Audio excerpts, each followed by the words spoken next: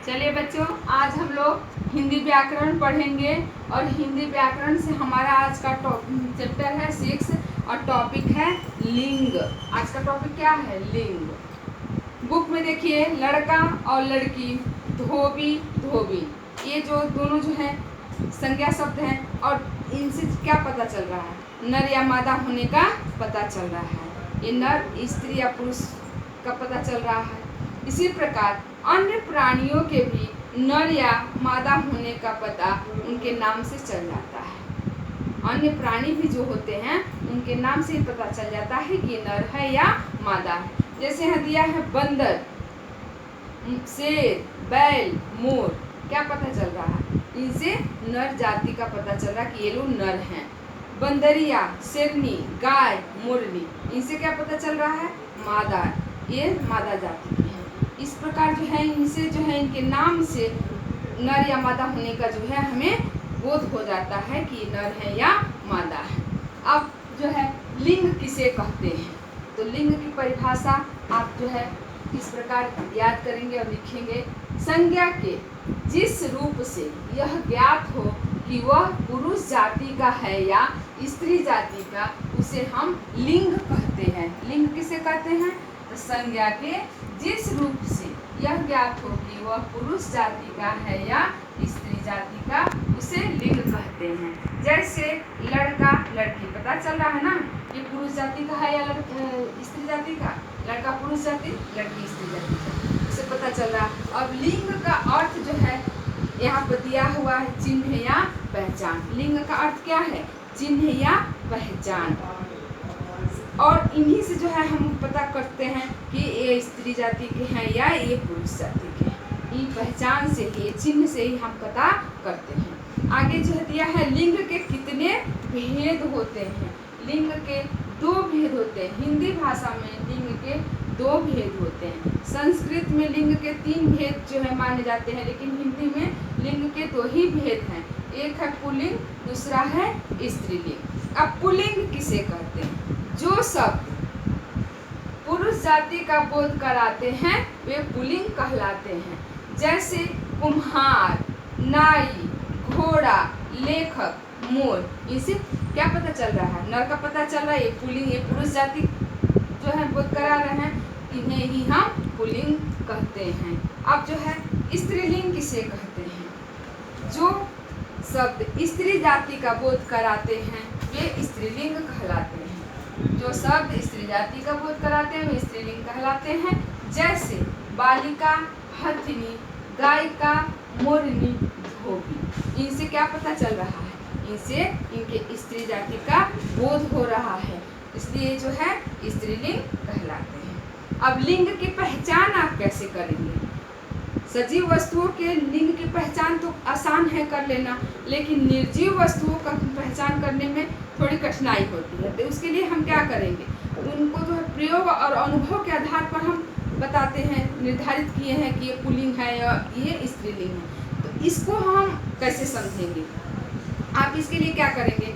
जो संज्ञा शब्द है उसको जो है आप वाक्य में उसका प्रयोग करेंगे और प्रयोग करने के बाद उसके बाद जो है उसका लिंग निर्धारित करेंगे कि ये पुल्लिंग है या स्त्रीलिंग है। ऐसा करने से जो है ये आसान हो जाता है। इस बुक में आपके दिया हुआ है, जैसे पंखा, पंखा शब्द जो है ये क्या है?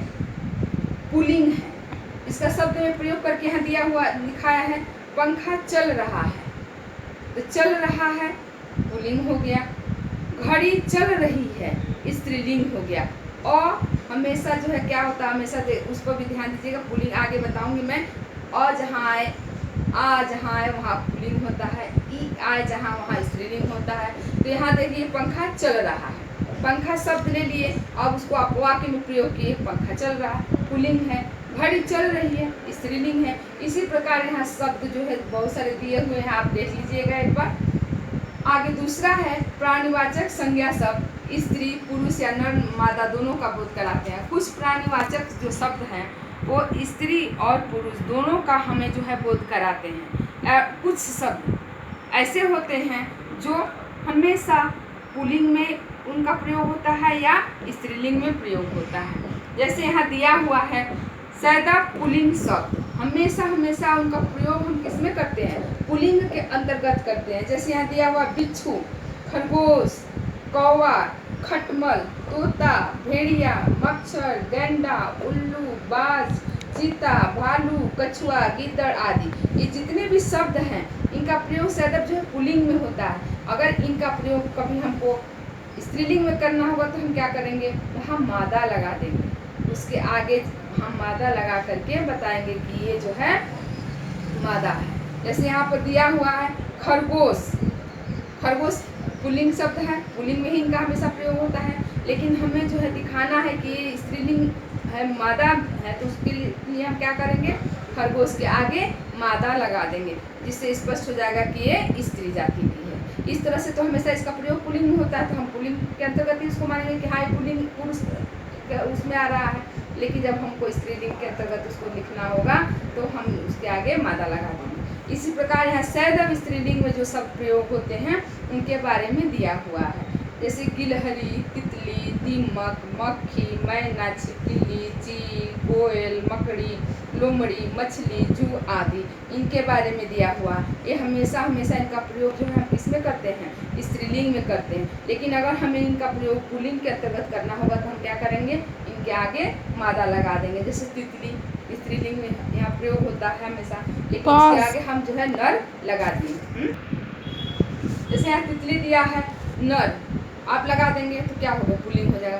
तितली स्त्रीलिंग में उसका प्रयोग होता है, लेकिन अगर हमें पुल्लिंग लिखना है, पुल्लिंग के अंतर्गत उसको बताना है, तो हम तितली के आगे नर लगा देंगे। इस प्रकार जो है आप इसको एक बार याद कर लीजिएगा, देख लीजिएगा, और कुछ शब्दों से भी पता चल जाता है। कुछ ऐसे हैं जैसे पर्वतों के नाम, समुद्रों के नाम, इनको जो है पुल्लिंग के अंतर्गत याद लिखा जाता है, पढ़ा जाता है। नदियों के नाम ये स्त्रीलिंग के अंतर्गत आती हैं।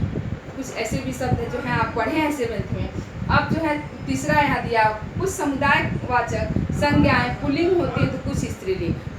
संज्ञा के अंतर्गत जातिवाचक जब पढ़े थे उसमें समुदाय जातिवाचक के अंतर्गत 2 आए थे, द्रव्यवाचक, समुदायवाचक। तो समुदायवाचक संज्ञा के अंतर्गत कुछ ऐसे शब्द होते हैं जिनका प्रयोग स्त्रीलिंग और पुल्लिंग, कुछ शब्द जो होते हैं उनके बारे में यहाँ दिया हुआ। जैसे पुल्लिंग शब्द कौन कौन से हैं, परिवार, दल, समाज, झुंड, जत्था, वर्ग, लोग, गुलदस्ता, समूह, संघ, कुटुंब आदि, इनका प्रयोग किसके अंतर्गत होता है, पुल्लिंग के अंतर्गत। समुदायवाचक संज्ञा है लेकिन इनका प्रयोग हम पुल्लिंग के अंतर्गत करते हैं। और जो स्त्रीलिंग है उसको यहाँ दिया हुआ भीड़, परिषद, टोली, सभा, सरकार, कक्षा, कमेटी, समिति आदि, इनका प्रयोग जो है हम स्त्रीलिंग के अंतर्गत करते हैं। समुदायवाचक ही है दोनों, लेकिन कुछ शब्दों का प्रयोग पुल्लिंग में होता है, कुछ का स्त्रीलिंग में होता है। चौथा यदि यहाँ पद सूचक कुछ जो है शब्द न तो स्त्रीलिंग होते हैं और न ही पुल्लिंग होते हैं। कुछ ऐसे पद होते हैं उन पर जो है न स्त्रीलिंग का ही प्रयोग हम मानेंगे और न ही पुल्लिंग का ही मानेंगे। उन्हें हम क्या कहेंगे, उभयलिंगी कहते हैं। ऐसे पद जो हैं उभयलिंगी कहलाते हैं। ये दोनों के लिए प्रयोग किए जाते हैं। उभयलिंगी क्यों कहलाते हैं, क्योंकि ये दोनों के लिए प्रयोग किए जाते हैं। कुछ ऐसे पद हैं जिस पर दोनों ही कार्य करते हैं, तो दोनों के लिए उसका प्रयोग होता है। भले उनको हम उभयलिंगी बोलते हैं लेकिन दोनों के लिए प्रयोग होता है। जैसे दिया है पार्षद, सचिव, गवर्नर, राजदूत, मुख्यमंत्री, प्रधानमंत्री, राष्ट्रपति, डॉक्टर, मैनेजर आदि, ये जितने भी पद हैं इन पर जो है दोनों रहते हैं, तो इसलिए जो है इनको उभयलिंगी कहा गया है। अब यहाँ इनका वाक्य में प्रयोग के आधार पर हम जो है इनका वाक्य में जब हम प्रयोग करते हैं उसके आधार पर हम जो है पता करते हैं कि ये स्त्रीलिंग है या पुल्लिंग है। उसी अनुसार जो है हम वहाँ पर उसका प्रयोग करते हैं। जैसे यहाँ दिया है बांग्लादेश की राष्ट्रपति कल भारत आएंगी, तो यहाँ राष्ट्रपति शब्द किसके लिए प्रयोग हुआ है, स्त्रीलिंग के लिए हुआ है, तो यहाँ पर जो है वो स्त्रीलिंग हो गया। राजस्थान के गवर्नर कल पद ग्रहण करेंगे, एक गवर्नर शब्द यहाँ पुल्लिंग हो गया।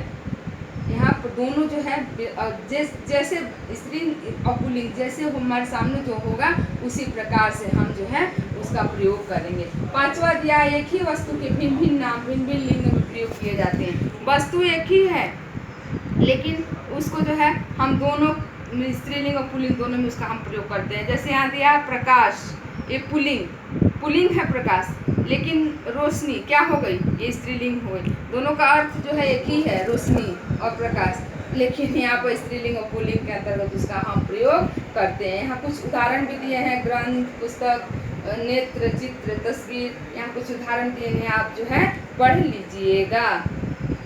चलिए।